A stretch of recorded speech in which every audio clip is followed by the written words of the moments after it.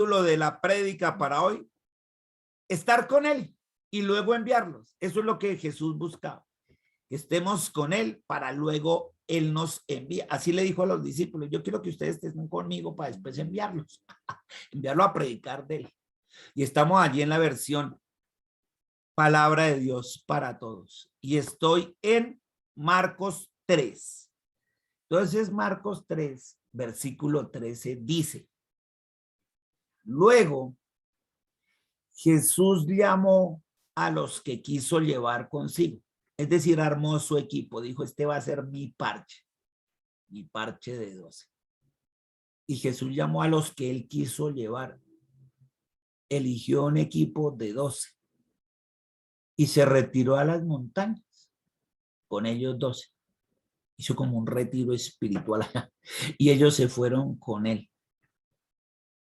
Entre ellos, entre los 12 que eligió, a 12 para que estuvieran con él. Fíjese, estuvieran con él y luego enviarlos. Él los escogió a ellos para enseñarles, darles testimonio, ejemplo y después mandarlos. Entonces dijo: listo, los voy a escoger para esas cositas. Primero les enseño, después me ven a mí hacerlo y después sí les digo: ahora les toca a ustedes. Así es con nosotros. Él nos enseña, estamos con él y él después nos envía. Eso es lo que hemos estado haciendo en este año y medio,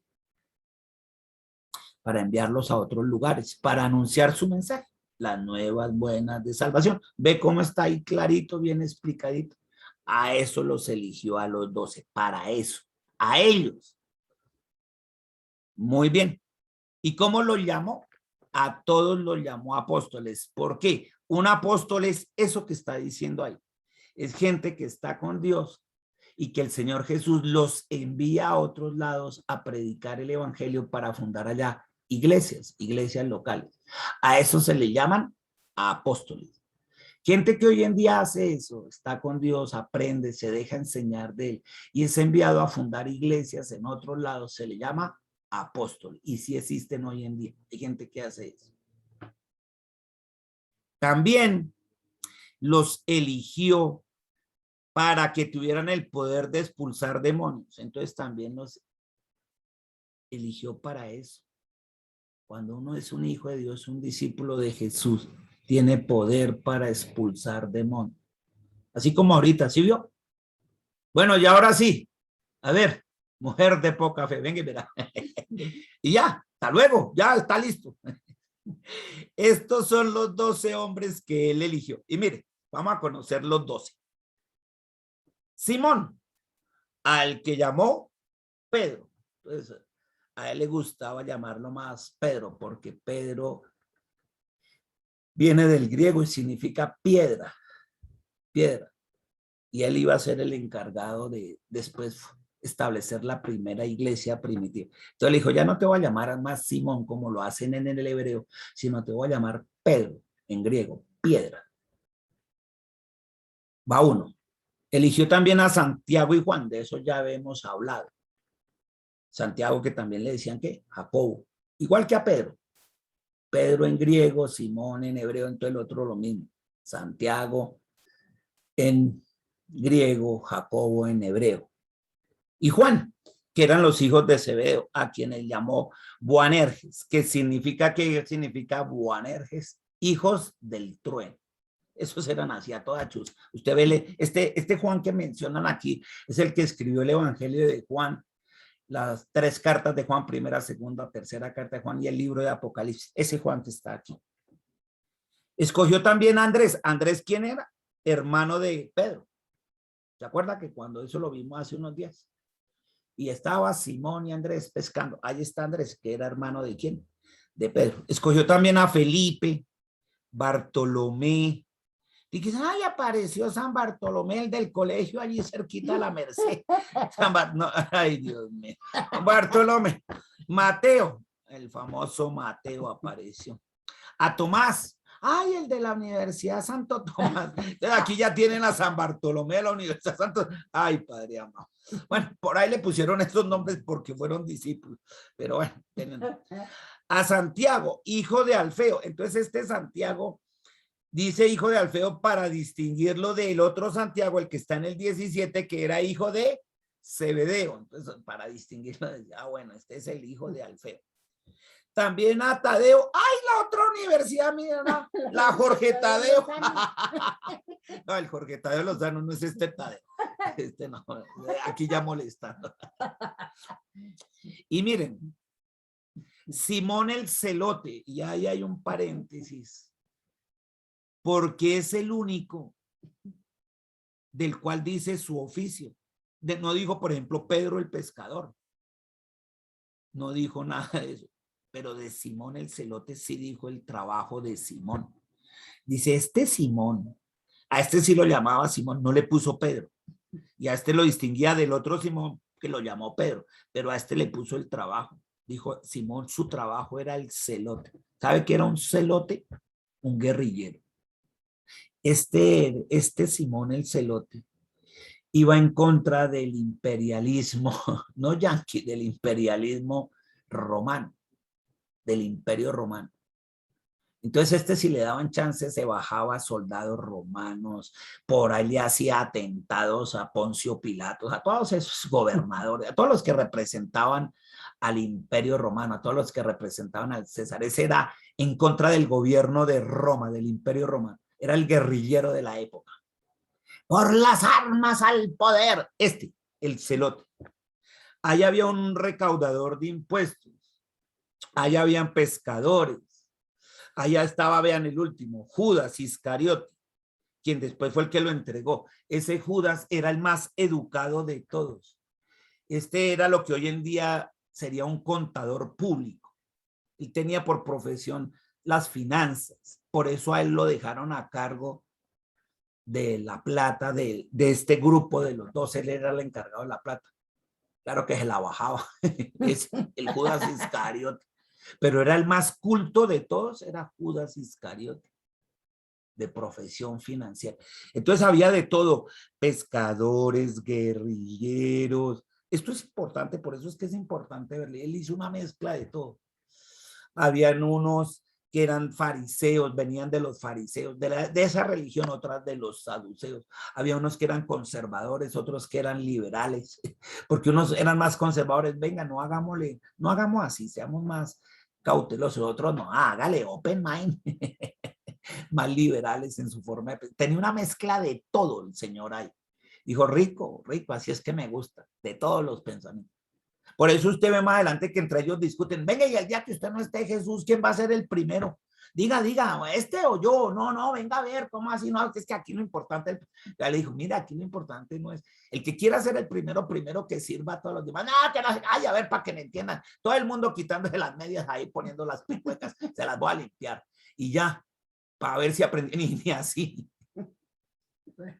Pedro, por ejemplo, peleaba mucho con Juan. Pedro era el más viejo y Juan era de los más jóvenes. Y el Juan, ay, yo soy el discípulo amado, no sé qué. Y Pedro, ¿y este qué es lo que quiere? Sapo chismoso, ¿no? Y eso, entre eso se agarraban. Y Jesús dejaba que ellos decían, ya, tranquilo. Después los ve uno unidos. Cuando el Señor parte y les deja su espíritu. Pedro y Juan les faltaba ir cogidos de la mano al templo de la hermosa. Fue lo único que les faltó. Cuando se dicen, ve, los que más tirria se tenían. Y estaba Simón el celote, el guerrillo, todos ellos del parche diverso, de pensamientos bien distintos, de trabajos bien diferentes, pero unidos en un mismo espíritu. El que les dejó el Señor cuando ascendió al cielo después de haber resucitado. ¡Uy, precioso! Ya me erice, Padre amado. Bueno, esa fue la razón por que eligió a los 12. Ahí no aparecen porque sí. Esa es la razón. Diversos pensamientos, ideologías, formas de ver la vida, de ver cómo se alcanza el poder. A uno le gustaba por la vía de las armas, a Jesús le gustaba era por la vía del amor. Y bueno, allá hay todos para aprender, de todos, y ver que sí se puede. Así que si usted tiene un hogar muy diverso, ay, este hijo es que este es calmado, pero el otro es esto, va a ser tranquilo. Pues, el uno es bien peleón y el otro es ahí todo bobo, se deja hacer. Tranquilo, tranquilo, tranquilo. Su parche es su hogar, ¿no? Así como Jesús tuvo su hogar es su parche, su esposo, sus hijos. Bueno, yo veré. Vamos entendiendo porque estar con él y luego enviarnos. Muy bien. Dice el verso 20. Luego Jesús regresó a casa. ¿A cuál? A Nazaret, a la casa de allá donde la mamita y donde los hermanos.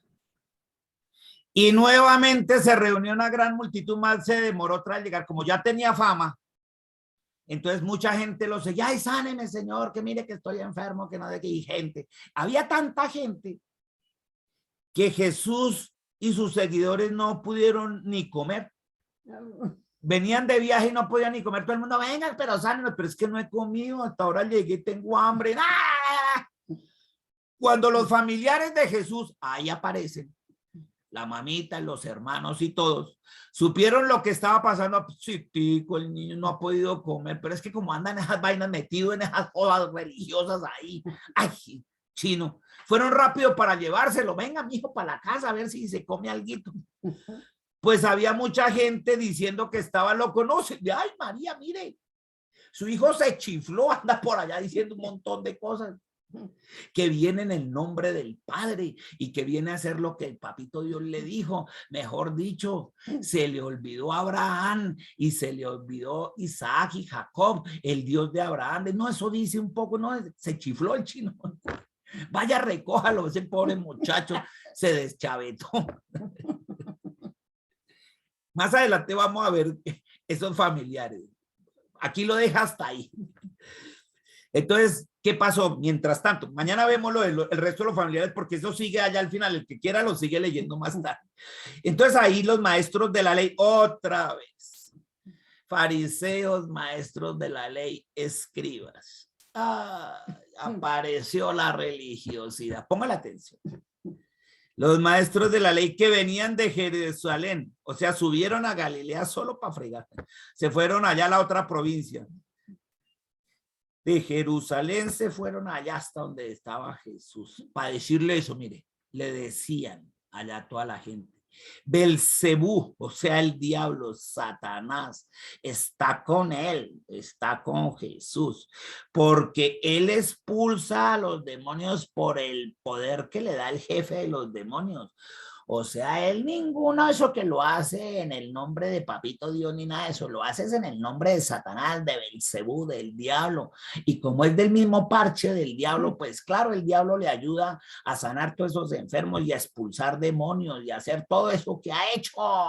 Aquí vino la religiosidad a decir que esos fanáticos, aleluya, esos no. Esos no son, aquí la que vale es esta. Entonces, Jesús llamó a la gente y empezó a hablarles con ejemplos. Y ahí ve usted el corchete en B. B significa parábolas.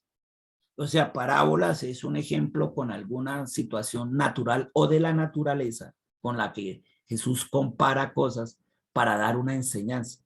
Entonces cogió a la gente y Jesús, mire tan lindo, a pesar del hambre que tenía, de haber caminado y todo eso, empezó a hablarles con ejemplos. Y fíjese, acaba de reunir a los 12. Aquí lo está haciendo para enseñarle a los 12 cómo es que se hace. Entonces dijo, vengan, chinos, aprenden. Voy a hablar con parábolas, con ejemplos de la naturaleza, para que aprendamos todos. Y entonces ella dice, ¿cómo puede Satanás expulsar a Satanás? A ver, ¿él se va a expulsar a sí mismo? O sea, si ellos están diciendo, es que es Belcebú el que está con él y expulsa a los demonios, o sea, expulsa a los de su propio equipo. Eso es como si el director técnico, como si Rueda hoy, que es el partido de la Selección Colombia, coge y dice y saca a todos los jugadores y se los expulso, no juegan más. Dice, hermano, pero si es que la selección viene a jugar, ¿cómo así que los va a sacar a todos y ya no juegan? Sí, no, ¿cómo es que usted no hace eso? Si lo que vinimos es a jugar, a clasificar para las eliminatorias, ¿cómo así que todos afuera? Eso no tiene sentido. Entonces, ¿para qué es el director técnico? No haga eso. Entonces, él le está diciendo él, ¿cómo así que Satanás expulsa a los mismos jugadores del equipo, a los de Satanás, es decir, a los demonios? Si un reino se divide contra sí mismo, o sea, si Satanás dividiera su reino contra sí mismo, no podría sobrevivir. Si Rueda sacara a todos los jugadores, ¿cómo va a ganar el partido? A ver, pues no puede ganar el partido. ¿Cómo va a poder sobrevivir? Asimismo, una familia que se divide contra sí misma tampoco podrá sobrevivir. Y esto es lo que le estaba mandando el mensaje al equipo de los 12. Aquí ya no le interesa tanto hablarle a estos religiosos fariseos. Aquí le interesa a su equipo de apóstoles y les dice pilas. Ojo, porque así mismo una familia, un equipo como el de ustedes, que se divide contra sí mismo, tampoco podrá sobrevivir. Y ahorita te está hablando a ti y a mí, por cada una de nuestras familias que representamos y de las cuales los papitos somos la autoridad y somos el ejemplo. Cuidado, deja dividir a su familia. Cuidado, asimismo, una familia que se divide contra sí misma no podrá sobrevivir. Mire lo que dice el Señor, no va a poder sobrevivir.